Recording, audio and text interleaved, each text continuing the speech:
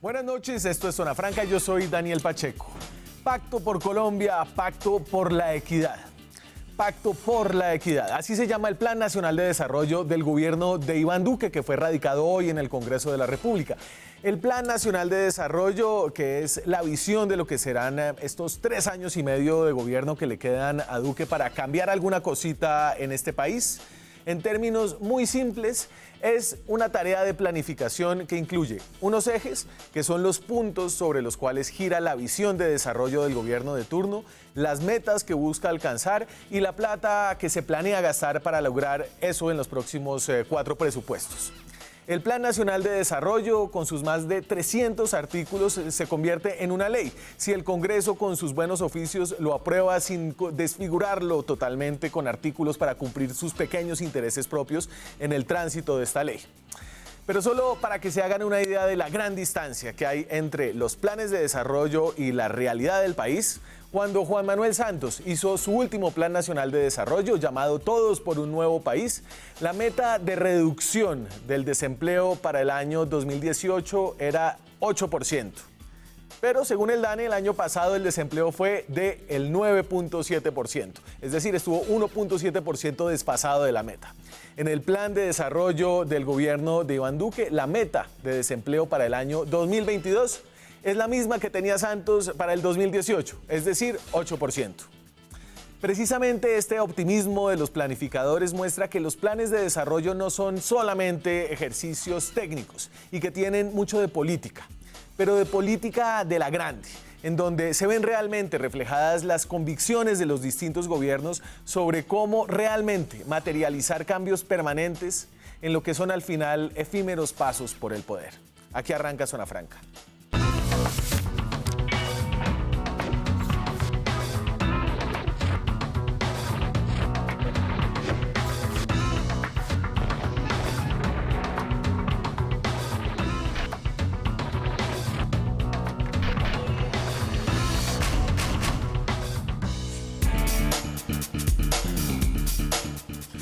Y hoy, para empezar a desmenuzar este Plan Nacional de Desarrollo, nos acompañan los planificadores en Colombia, que generalmente, y no sé por qué, son economistas.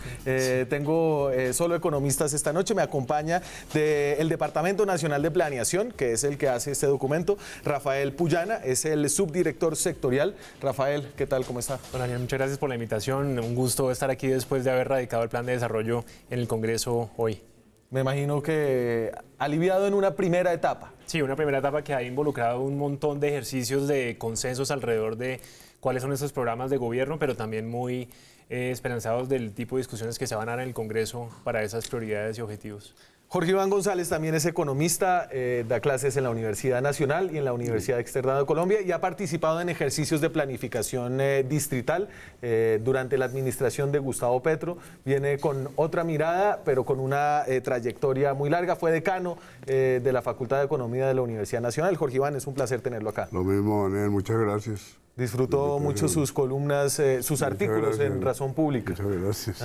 Nos sirven para entender. Luis Carlos Reyes dirige el Observatorio Fiscal de la Universidad Pontificia Javeriana.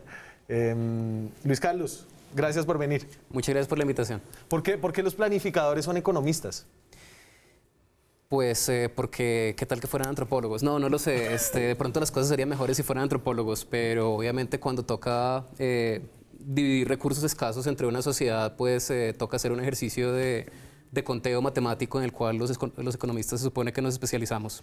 Yo creo que va a haber antropólogos ofendidos. No, yo ya sé que estoy perdiendo puntos, me disculpo de una vez. No, pero a ver, la verdad, Rafael, es que aquí no solo participan economistas. Esto es un proceso que empieza cuando se posesiona el gobierno entrante y que ha venido andando durante los últimos 6 meses. Sí, digamos que armar un plan de desarrollo se puede ver algo así. Arranca, digamos, un gobierno que establece una serie de ministerios que se posesionan, que comienzan a planear cómo quieren desarrollar las políticas, que miran qué encontraron, que con base en eso hacen unos diagnósticos, y eso, digamos, el objetivo de un plan de desarrollo es poder darle a todo eso una forma organizada, en donde uno tenga en cuenta cuáles son los diagnósticos, es decir, dónde están los problemas particulares.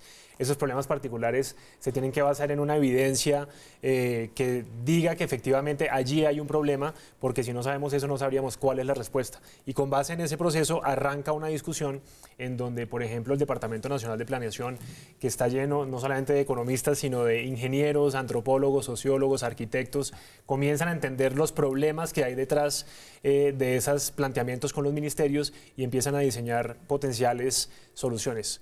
En este caso, pensando también mucho en construir sobre lo construido, en que en efectivo cosas que hay que merecen continuar y que han tenido evidencia de que funcionan puedan fortalecerse y continuar, y en algunos casos en donde esos diagnósticos lo que muestran es que hay que cambiar el curso, pensar cuál puede ser la mejor forma de cambiar ese curso. Y creo que ese ejercicio es básico para entender estos planes de desarrollo, es mirar lo que había antes, lo que se cumplió y no se cumplió del anterior, y cómo innova o hace algunas cosas distintas. Usted, en ese sentido, ¿qué ve? ¿Qué ha visto? Pues los planes han insistido todos en unos puntos que me parecen centrales.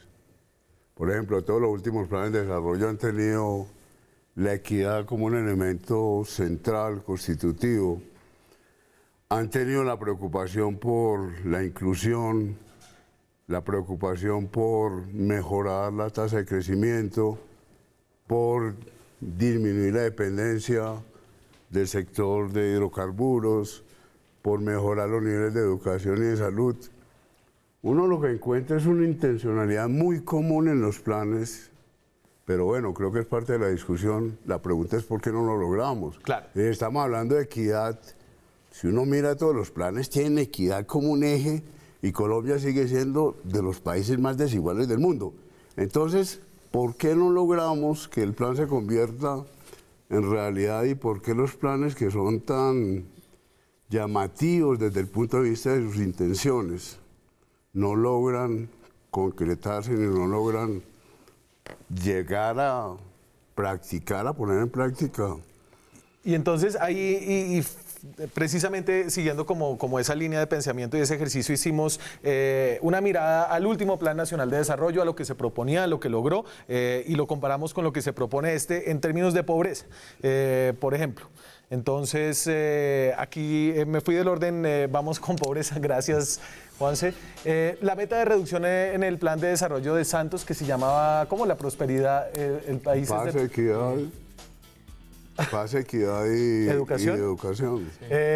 Entonces, la meta de reducción era de 5.6 puntos en la pobreza entre el 2014 y el 2018. Lo que se logró fueron 3.7 puntos. Y aquí tenemos que decir que nos falta la cifra de 2018 para saber y para poder completar esto. No se espera que, digamos que póngale que en el 2018 le bajó las 7 décimas, ¿no? Pero se quedó muy por debajo de lo que planeaba hacer. El gobierno actual tiene una meta aún más ambiciosa, que es bajar la pobreza. Esta es la pobreza monetaria, 5.9 puntos. Ahorita está más o menos en 27 para llegar a 21 más o menos, ¿cierto? Así es. Y usted me va a decir, claro que lo vamos a lograr. Claro, eso dicen siempre al principio, pero ¿cómo le fue con el tema de desempleo? Por ejemplo, la meta de desempleo, esta me gusta más, porque la meta de desempleo que tenía el gobierno pasado es la misma que tiene el gobierno actual. Y eso habla de lo poco que se avanza en algunos temas. Entonces la meta de reducción de desempleo era de el 9.6%, donde la recibe en el 2013, se tiene línea base del 2013 a 8%, eso era lo que quería Santos, y la entrega en 9.7%. Es decir, hay un ligero retroceso. El gobierno de Iván Duque quiere y toma la línea base del 2017, que es 9.4, y quiere entregarla exactamente donde quería entregarla el gobierno anterior hace 4 años. Y habla de las dificultades un poco de acercar esa brecha entre la planeación y la realidad, Rafael. Sí, pues digamos, por una parte, cuando ustedes leen el plan de desarrollo como está propuesto hoy en las bases que se presentaron al Congreso, se habla explícitamente de esa dificultad que tienen las instituciones y los gobiernos de hacer efectivas las promesas que se plantean en los planes.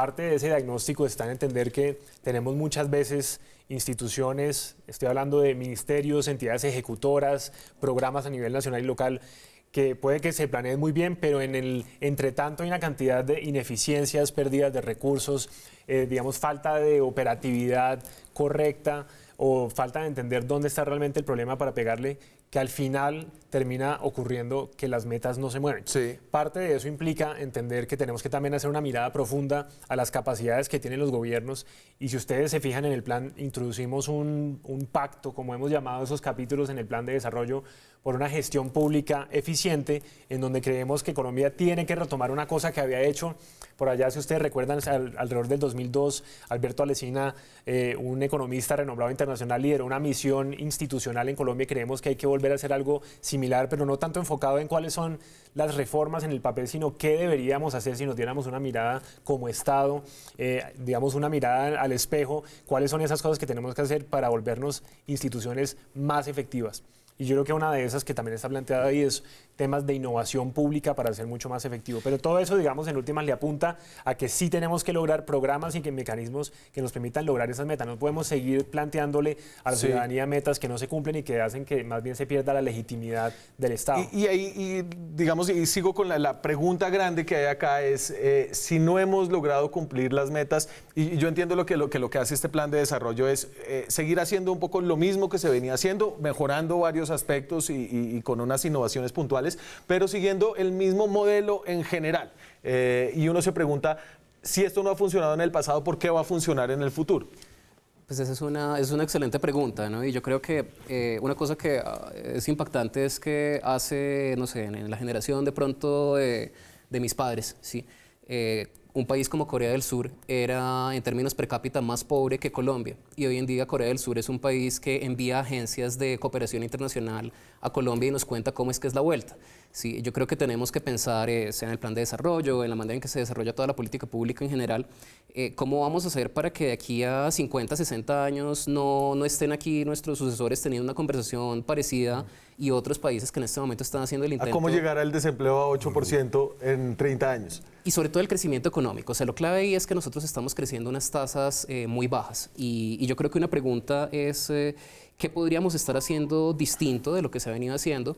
Y una cosa que me intriga, por ejemplo, es qué va a suceder, de pronto Rafael que nos cuente, con el sector educación, ¿no? Porque si nosotros nos comparamos con la OCDE en términos de gasto por estudiante, por distinto nivel educativo, para tener escuelas primarias, bachilleratos del mismo y universidades del mismo nivel de calidad de la OCDE, ajustando por poder adquisitivo y todas estas cosas, necesitaríamos gastar unos 80 billones de pesos más al año en educación.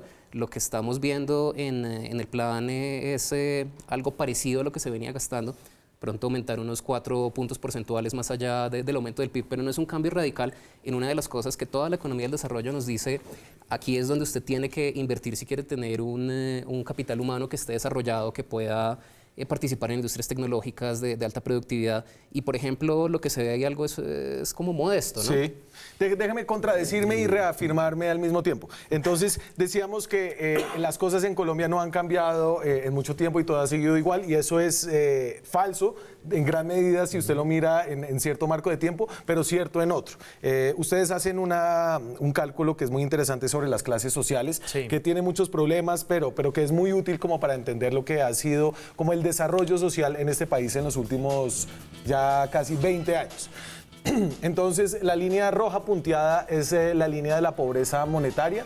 La línea, digamos que púrpura, es la de la clase media, que ahorita usted nos cuenta más o menos cómo se calcula. La azul es la de la clase vulnerable y la verde de abajo es la de la clase alta. Entonces, ahí, si uno ve el país del 2002 y lo compara con el país del 2017, hay un país muy distinto, ¿cierto? Hay un país que ha mejorado el ingreso per cápita y que ha reducido la pobreza. Ahora, cuando uno mira los informes de la OCDE y nos dicen que para pasar de el ingreso bajo al ingreso medio, en Colombia necesitan 150 años, entonces uno dice, estamos muy mal frente a países de la OCDE, la movilidad social en Colombia es bajísima, Entonces, claro, esas estadísticas de lo que llamamos clase media indican que efectivamente un grupo importante de la población ha ido bajando, ha ido saliendo de la pobreza y las estadísticas de pobreza son clarísimas. Claro, sobre todo que antes los pobres eran la mayoría de los colombianos Sí, y hoy se puede decir que los 40, vulnerables y la media pues sí, eso es significativo. Yo la creo que ese es un transformación. avance importante que ha tenido Colombia. Ahora, saltar hacia un nivel de ingreso que le permita a las personas estar en condiciones comparables a las de ingreso medio, ingreso superior, pues todavía estamos muy lejos. El tema de movilidad social en Colombia es desastroso. Es que el tema de educación, mientras que un niño en el colegio público está formando 2.800.000 pesos en promedio año, en los colegios privados se está formando 20 millones de pesos año. Entonces usted tiene de entrada unos niños formados a 2.800.000 contra niños formados a 20 millones de pesos. Sí. Es una brecha brutal. Y es que ese es el tipo de cifras que son realmente son indignantes por una parte, porque uno realmente lo que ve es que Colombia todavía tiene unas falencias enormes en una serie de temas que uno, como decías tú, deberíamos tener casi que resueltos desde hace décadas, cuando ya en muchas partes se han inventado soluciones para este tipo de problemas, pero hoy por alguna razón no lo hemos logrado. Pero a mí sí me parece importantísimo, y un poco retomando tu punto sobre el optimismo. Sí, es cierto que hay unas cifras que son indignantes, pero esa gráfica que tú mostrabas ahí en últimas, en cifras planas, lo que dice es, hace 17 años, 1 de cada 2 colombianos eran pobres, 1 de cada 2. Y que en ese momento nos hubieran dicho que hoy en día Colombia está en una senda a que 7 de cada 10 están en una posición vulnerable, que tenemos que sacar a la clase media o que ya está en la clase media, Sí. realmente lo que nos muestra es si se pueden lograr cambios.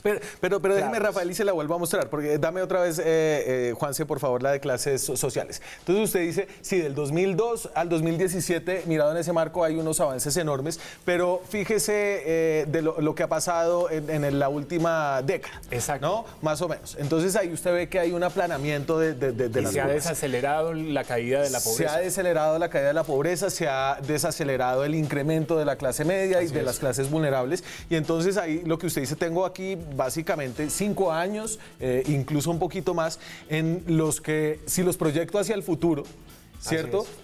Colombia en 20 años más, pues no va a ser un país tan distinto.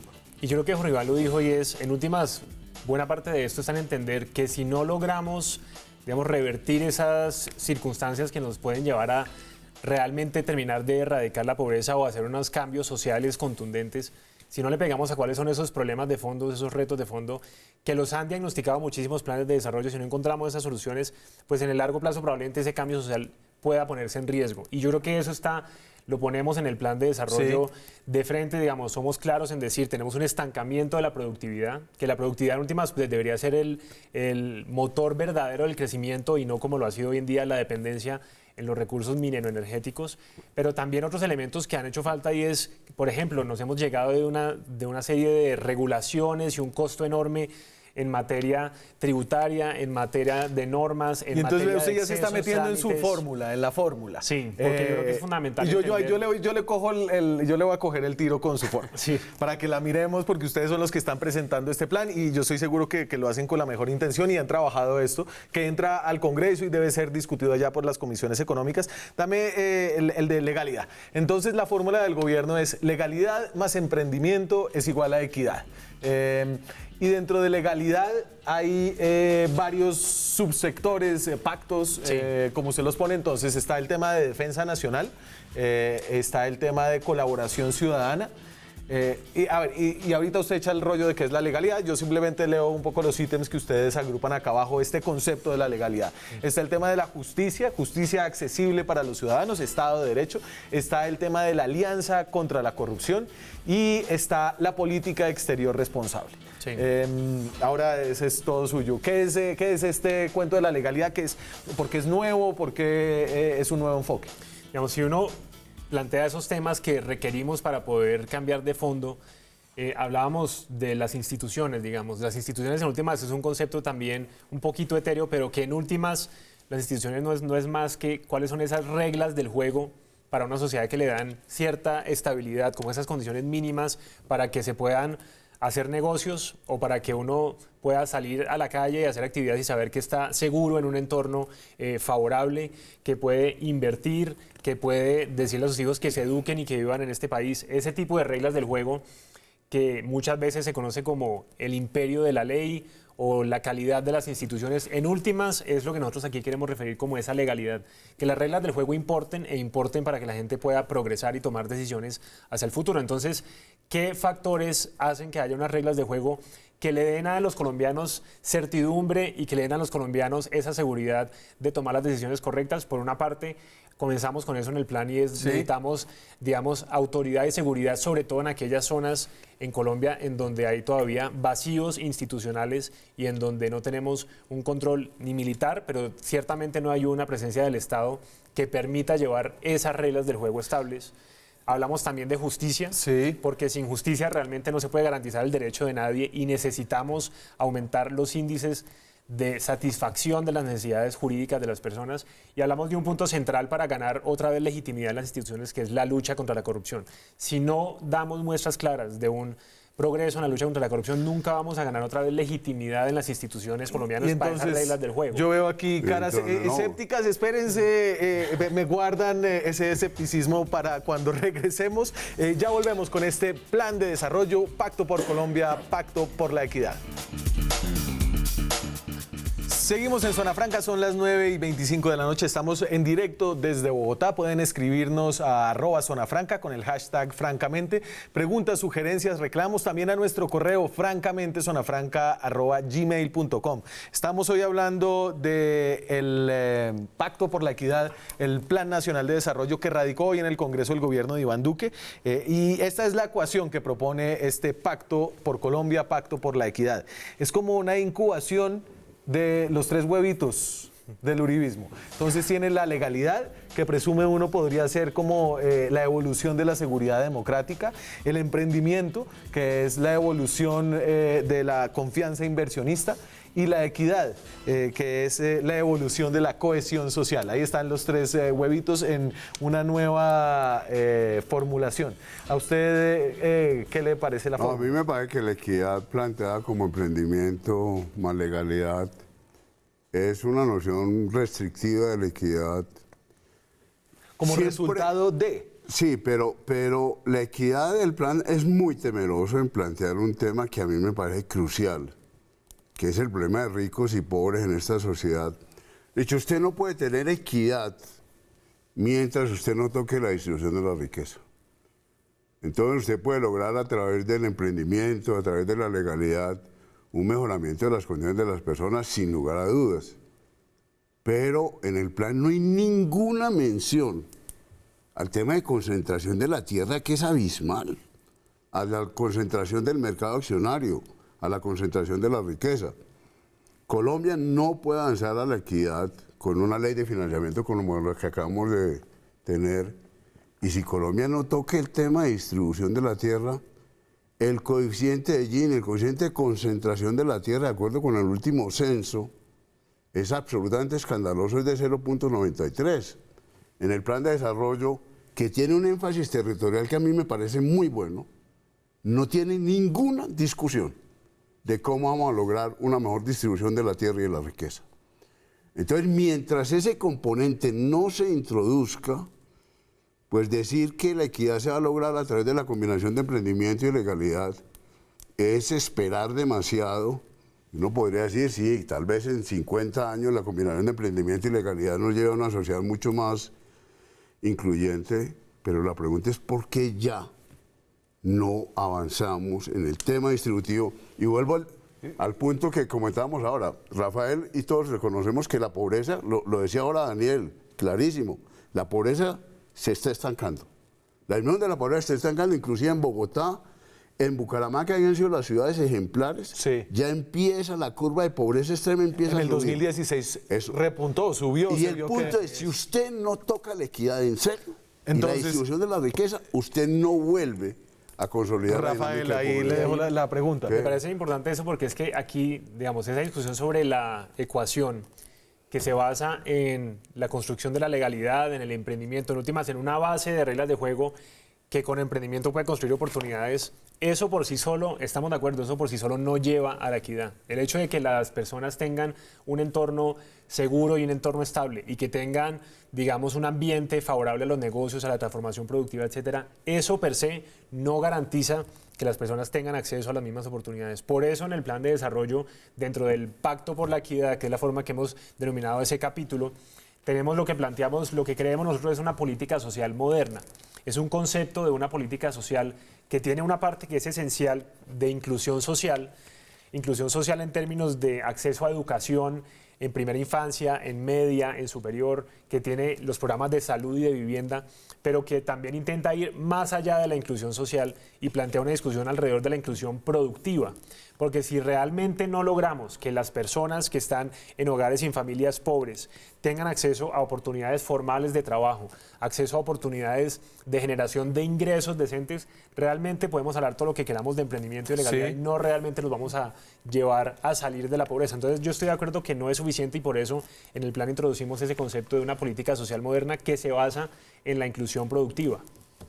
Hay un tema ahí con esto de la equidad específicamente a través de la educación que es importante. O sea, veámoslo de esta manera. Si la Universidad de Harvard o sea, cualquiera de las grandes universidades del país, del mundo, empezara a admitir gratis a todos los bachilleres colombianos que calificaran para entrar, entrarían muy pocos, ¿sí? Y ese es un problema muy serio que requiere una enorme inversión educativa, que, por ejemplo, el presupuesto de educación de este año, pues sí, es el más grande en la historia reciente, porque pues todos los años crece, entre otras porque sí debe ser, pero es que es un orden de magnitud por debajo lo que está el crecimiento que debería ser. Si tenemos las generaciones de bachilleres de Colombia se están desperdiciando una tras otra, porque llevan 18 años semiabandonados por el Estado y se sigue buscando premiarlos con becas a los que se sobreponen a ese abandono. Pero si uno se va, por ejemplo, al articulado, que pues hemos tenido apenas un par de horas para mirarlo, entonces no sé si de pronto nos puede ¿No alcanzo a leer los 300 artículos? 183. ¿Son 183? Sí, no, llegué como hasta el 165.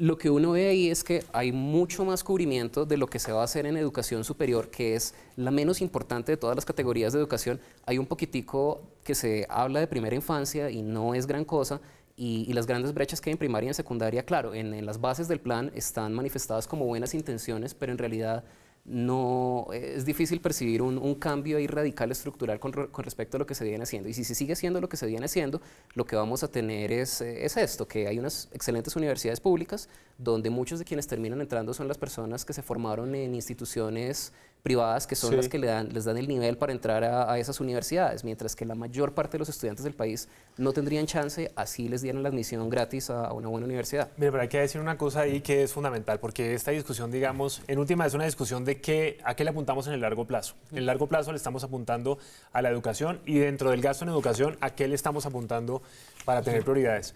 Primero, estoy de acuerdo que el gasto de educación es el más importante.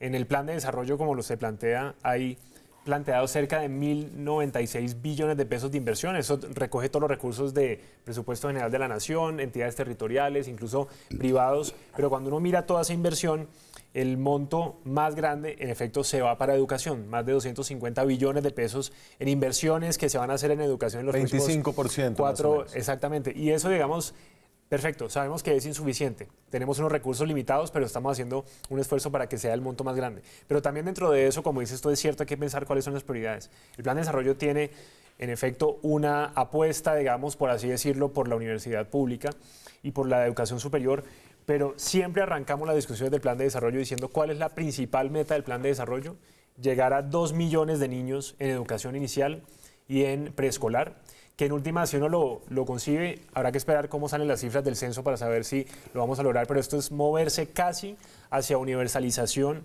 en educación inicial y en preescolar. De nuevo, va a depender del censo si logramos a cifras de casi universalizar, pero esto es una apuesta decidida porque todas esas familias que no tienen recursos para llevar a sus niños de menos de 6 años a un jardín privado puedan tener un cupo ya sea en el ICBF o en preescolar y en transición del Ministerio de Educación. Y eso realmente es una apuesta por el largo plazo enorme, en donde no solamente es pensando en la superior, sino una gran apuesta por la primera infancia que es importante en el plan. Y entonces, y aquí usted empieza a hablar de la plata y creo que es importante decir que este Plan Nacional de Desarrollo, digamos que además de palabras, planeaciones y metas, es importante porque empieza a definir un poco la planeación en términos de la plata, cómo se la va a gastar el gobierno.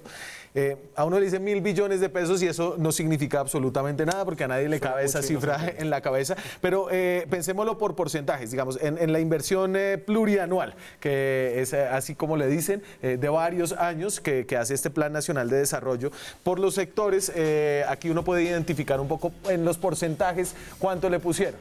Entonces, en el Pacto por la Equidad, que es el que incluye subsidios de salud, educación, familias en acción, etcétera, etcétera, se va a la mitad.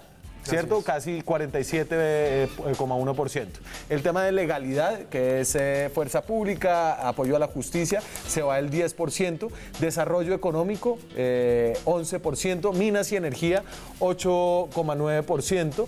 Descentralización, eso es plata para las regiones, 5%. Transporte y logística.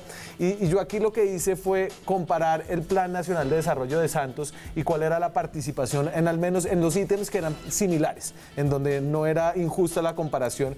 Y por ejemplo, aquí ustedes pueden ver algunas de los diferentes énfasis que hay en cuanto al gobierno de Duque y el gobierno de Santos. El gobierno de Santos tenía un énfasis en minas y energía mucho mayor, en la inversión petrolera. Aquí cae un poco y cae, en cambio, lo que pone Duque cae mucho en términos de transporte. Si quieres, dame la siguiente. Con una nota, y es que si tú ves ahí las cifras que están dentro de descentralización, aquí hicimos una cosa en este plan plurianual de inversiones, que es que todas las inversiones en vías regionales, todo lo que no son vías primarias, está en ese plan, en ese pacto de descentralización. Okay. Entonces, si tú sumas las dos, que te da ese 9,5% más o menos, ahí está toda la inversión en vías primarias, en férrea, en navegabilidad del río Magdalena y en vías secundarias y terciarias. Entonces, por eso la comparación realmente es el del plan Santos con estos dos. El transporte más descentralización. Por eso no lo hice en más sectores, porque era difícil,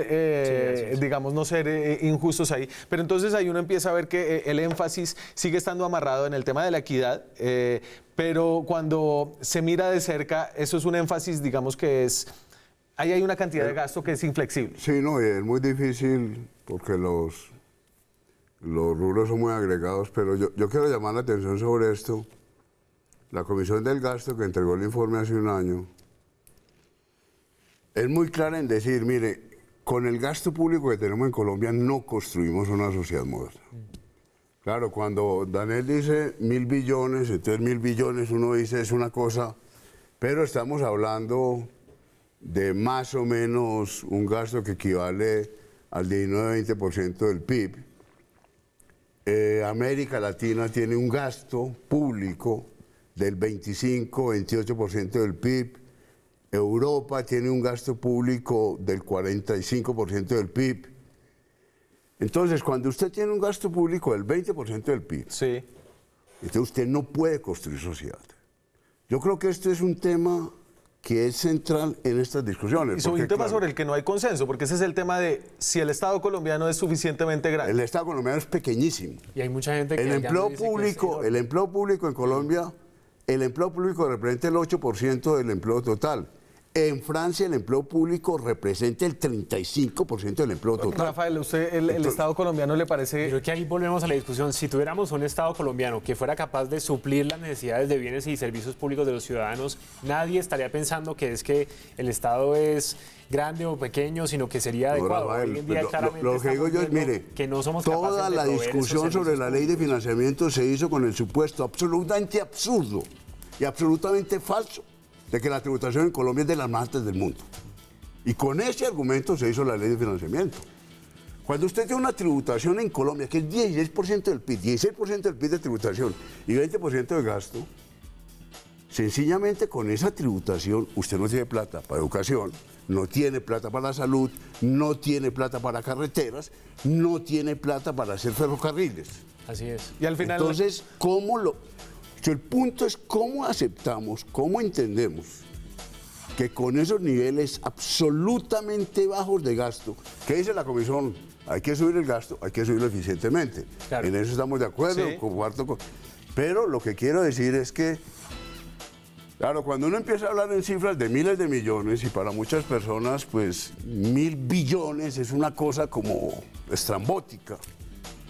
Pero realmente es un gasto pequeño, absolutamente pequeño. Ese es para la necesidad uno de la los economía debates colombiana. sobre los que no hay consenso en Colombia, sobre todo entre los políticos, no sé si entre los economistas. Ya regresamos, estamos hablando del Pacto por Colombia, Pacto por la Equidad de Duque. Seguimos en Zona Franca, son las 9:43 de la noche, estamos hablando del Plan Nacional de Desarrollo. Salimos hoy a la calle a preguntarle a la gente qué es ser desarrollado. ¿Qué necesita este país para ser un país desarrollado? Esto fue lo que nos dijeron. ¿Qué le hace falta a Colombia para ser un país desarrollado? Le hace falta soberanía y democracia. Es decir, hoy en Colombia las decisiones no las toma el presidente, sino son órdenes de Trump, órdenes de organismos multilaterales como el Banco Mundial, el Fondo Monetario Internacional. Mucha infraestructura. A este paso, con estas políticas, pues es eterno. O sea, no hay cuándo. Me muero. Menos corrupción, mayor apoyo al emprendimiento y sobre todo apoyo de parte del Estado para los jóvenes de Colombia. O sea, digamos que Duque va por buen camino con su plan de legalidad, de emprendimiento.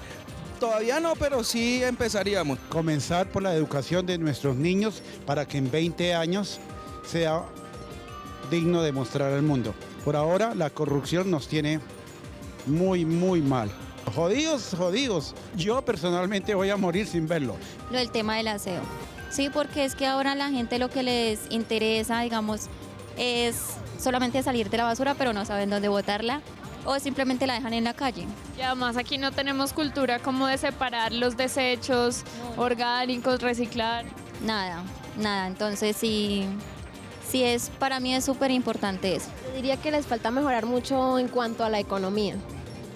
Y pues más estudio. Yo sé que las comparaciones son odiosas, pero ¿qué crees tú que, digamos, es lo que mejor tiene Colombia en este momento con respecto a Venezuela? Pues la economía obviamente es muchísimo mejor que la de Venezuela. Y yo diría la mentalidad también de los colombianos. Que somos, como decimos popularmente, echados para adelante. Sí. A la gente le falta tener el conocimiento de Dios para que dentro de su interior su corazón cambie y así funcione todo bien. Bueno, confiemos en Dios. Sí, esperemos a ver que es el único que puede salvarnos. De resto no nos salva nadie, señorita. Y Dios, en términos de planeación, se llama el Departamento Nacional de Planeación. Y está representado esta noche por Rafael Puyana acá. Ustedes son los dioses de la planeación, pero después los de La Plata son los de Hacienda. Hay un trabajo enorme de articulación que hacer porque el presupuesto en Colombia, en efecto, tiene el funcionamiento y la inversión y estamos haciendo también Pero los procesos de la optimización. pregunta es ¿quién para manda a hacerlos. quién? No, eso es un trabajo de articulación. Esta es una muy pregunta clara. bien interesante porque de hecho una de las cosas que se plantea ahorita en el plan de desarrollo es concentrar más de la facultad de desarrollar el presupuesto en el Ministerio de Hacienda que de todas formas el Ejecutivo tiene mucho poder técnico frente al Legislativo. O sea, en realidad el Ministerio de Hacienda controla casi todo el poder económico del país y por ejemplo, el Congreso no cuenta con un organismo técnico que lo asesore para hacer una contraparte. Se va a seguir concentrando esto, que antes estaba dividido entre Planeación y el Ministerio de Hacienda. Sí. Ahora La solo Hacienda. Contraloría algo, pero... Lo que pasa es que a la hora de debatir, por ejemplo, el presupuesto todos los años, los congresistas tienen que sujetarse a los dictámenes técnicos del Ministerio de Sí, Hacienda. no existe como la Oficina de Presupuesto del Congreso de Estados Unidos, No hay que nada es parecido. un órgano... Sin embargo, hay la propuesta de crearle. Yo creo que eso sería una cosa muy importante para controlar de hecho, la corrupción y la percepción de corrupción en el país, porque cuando cuando el Legislativo y el Ejecutivo se están hablando de tú a tú, Sí. nosotros en una democracia pues no confiamos ni en la bondad del Congreso, pero ni tampoco en la bondad del ministro de Hacienda. Lo que confiamos es en que pues dos entes que tienen sus propios intereses se regulen el uno al otro y para eso hace falta capacidad técnica. Yo los dejé con el plan de inversiones plurianual incompleto, solamente lo quiero terminar. Emprendimiento y productividad tiene 2,2% de esos 1.000 billones de pesos que se van a invertir en los próximos 4 años. Ciencia, tecnología e innovación 1,9, transformación digital 1,5, sostenibilidad 1,1 y otros pactos 6,9. Ahí me llamó la atención que el mismo ítem de ciencia, tecnología e innovación en el plan de desarrollo de Santos tenía un poquito más, siendo que esta es la era de la factura digital. De la factura digital, pero aquí realmente el tema de innovación, digamos que está muy fuerte en varios temas del plan de desarrollo. Pues hay una parte en ciencia, tecnología e innovación en donde de hecho se plantea una cosa que se ha dicho aquí desde hace años y esperamos tener mecanismos para cumplirlo, alrededor de duplicar la inversión pública y privada en inversiones en investigación, desarrollo, innovación. Esto se viene hablando desde la primera misión de Sabios que tuvimos ya hace más de 20 años, que se va a lanzar mañana o esta semana una nueva misión de Sabios, pero que en últimas tenemos que buscar mecanismos en donde ahí también hay evidencia empírica que muestra que los países que invierten más en investigación y desarrollo son países que construyen mayores capacidades para resolver retos, para crecer, y ahí hay una apuesta importante, pero también tenemos varios puntos de innovación que están no solamente en la investigación y desarrollo, sino investigación aplicada al sector agropecuario con apuestas de asistencia técnica rural, innovación aplicada a las MIPYMES con extensión tecnológica para MIPYMES de industria y de servicios. Digamos que la innovación está bien transversal en el plan. Venga, y me mandan esta pregunta por Twitter y se las quería poner, que es interesante y tiene que ver con el censo. Dice Andrés Susatama. Le quedó un poco mal el plan de desarrollo. No sé cómo hicieron sin saber con certeza la población en Colombia. Primero debieron haber organizado bien el censo para ahí sí sacar un plan. Como dato curioso, ¿no? Creo que tiene bastante sentido eso. Obviamente yo entiendo que el plan de desarrollo se tiene que erradicar ahorita, ¿o no? Sí, de hecho teníamos digamos, un mandato y es 6 meses después de que se comienza el gobierno, tiene que erradicarse en el Congreso el plan de desarrollo, pero de todas formas, y entendiendo el punto de que hoy en día no tenemos un censo consolidado, certificado por el Congreso, pero Colombia tiene uno de los sistemas, digamos, de información y de estadísticas, diría yo, más fuerte en América Latina. Eso ha permitido que esos diagnósticos sean realmente muy juiciosos, con unos equipos técnicos que entienden bien las dificultades de las cifras, pero que las usan para realmente sacar políticas que estén sustentadas en evidencia. Ese asterisco es un gran asterisco en todas las cifras. Sobre el censo, claro, el punto de Rafael es clave. Colombia ha avanzado mucho en información administrativa.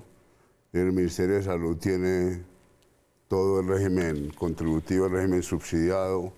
Ciudades como Bogotá, por ejemplo, si ven estadísticas educativas, estadísticas de salud, yo creo que el reto del país ahora, del DANE, de planeación, es hacer compatible los resultados del censo con los resultados administrativos, porque en este momento sí hay una asimetría entre los datos administrativos y los datos censales, y sin saber cuál es la población, pues no tenemos denominador para ninguno de los indicadores. Si somos 2 millones de personas menos de las que esperábamos, pues todos los indicadores en términos per cápita suben, cobertura educativa sube, etcétera. Pero yo creo que ese es un tema complicado y para el futuro yo creo que los países van avanzando hacia información administrativa, van confiando poco a poco más en información administrativa que en información censal. Pero ese es un tema... Esa no es la única, digamos, el único conjunto de cifras que uno podría pensar si los cálculos van a depender de eso, qué tan exactos son, ¿no? Porque una de las cosas que se hace, por lo menos en las bases del plan, es que se calcula que el precio del barril de petróleo va a seguir a $75 y pues en el gobierno de Santos había pasado exactamente eso, ¿no? Se hicieron unos cálculos un poco alegres, cayó el precio del petróleo, tocó hacer una reforma tributaria. ¿Qué nos garantiza ahora, por ejemplo, que esto va a seguir así y que no vamos a tener una reforma tributaria que contribuya a esa estabilidad de las instituciones? Los economistas, Luis Carlos, ustedes son los expertos del espejo retrovisor.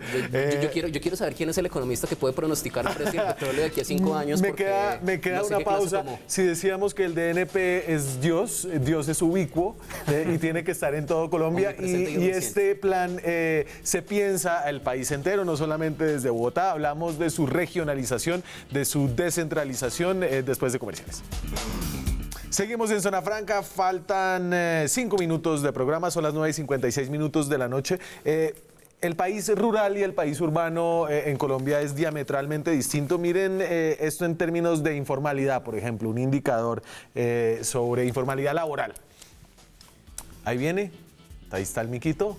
Entonces, en 13 áreas metropolitanas, la informalidad por primera vez, creo que en la historia de este país, es menor que la formalidad. Es decir, hay más formales que informales, al menos en las 13 ciudades más grandes del país. Sin embargo, en el área rural, miren la diferencia. La informalidad es del 86% y la formalidad es de 14%. Y en los últimos 10 años, eso se ha movido muy poquito. Este plan trae un pensamiento, digamos, diferenciado para cada región, y ya que le hemos dado tanto palo esta noche, Jorge Iván... No, el plan me parece que lo mejor del plan, yo creo que el plan es excelente en el tema territorial. O sea, yo creo que Colombia está entendiendo que las dinámicas urbanas no se pueden pensar sin sus territorios. Yo creo que esa dicotomía rural-urbana cada vez la vamos eliminando más. Hay una continuidad entre Bogotá, Sumapaz, Chingaza, Cali, el Pacífico, y eso en el plan es muy claro. Uno tiene que conseguir estas grandes ciudades articuladas a su territorio. Hemos avanzado afortunadamente en la RAP Caribe, en la RAP Pacífico. ¿La RAP qué es? La RAP es la región administrativa de planeación que une a los departamentos del Caribe, sí, del Pacífico Central, la RAP en Bogotá, Cundinamarca, Meta, Tolima y Boyacá, diciendo Bogotá no puede vivir sin los páramos, Bogotá no puede. Y entender el territorio integrado a la ciudad, yo creo que eso es crucial, y en eso el plan es muy bueno. Pues la verdad es que en la construcción del plan fue un ejercicio muy bonito y muy enriquecedor esa parte territorial, porque por una parte sí, digamos, hay un esfuerzo muy grande por entender que Colombia, siempre se ha dicho, pues es un país de regiones, pero las regiones no es, digamos, el límite político-administrativo de un departamento, o no es donde termina una ciudad, sino que realmente son una serie de lo que se llaman ahí regiones funcionales. ¿Por qué funcionales?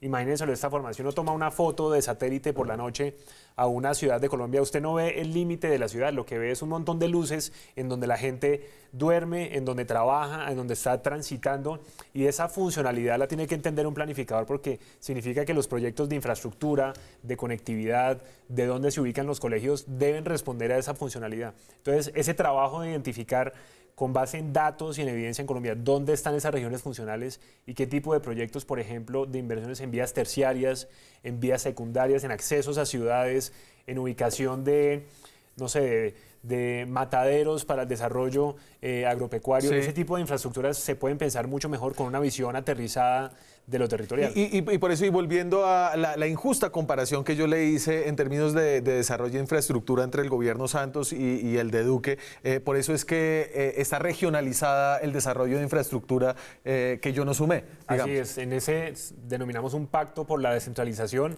que la frase más bonita es conectar territorios, poblaciones y gobiernos. ¿Cómo se conectan los territorios? Pues básicamente necesitamos pensar en que hay un elemento básico que, como lo decían los ciudadanos, ¿qué nos falta para ser desarrollados?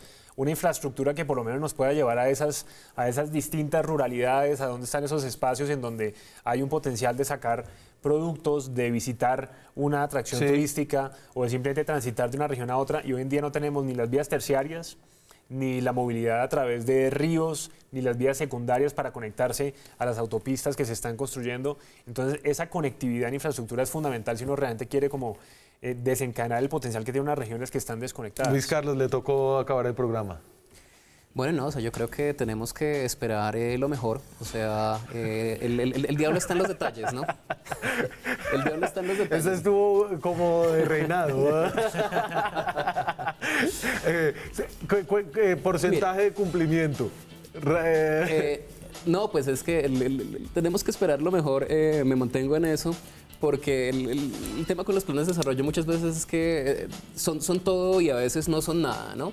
Entonces, claro, todos queremos mejor educación, mejor salud, queremos más equidad, pero esa vaina, cuantifíquemela y dígame exactamente cómo se va a llegar. Hay algunas cositas que en efecto están especificadas ahí, pero lo demás va a depender de qué tanto el Congreso siga estos lineamientos. Entra esto entonces en un proceso legislativo donde le van a tratar de colgar todo tipo de micos y el gobierno tendrá que defender más o menos su propuesta original. Muchas gracias, Rafael, por venir. Yo sé que para ustedes no es lo más fácil, pero le agradezco que haya venido y ustedes también, por supuesto. Muchas gracias. A ustedes nos vemos mañana con más periodismo, con más debate, con más opinión. Chao.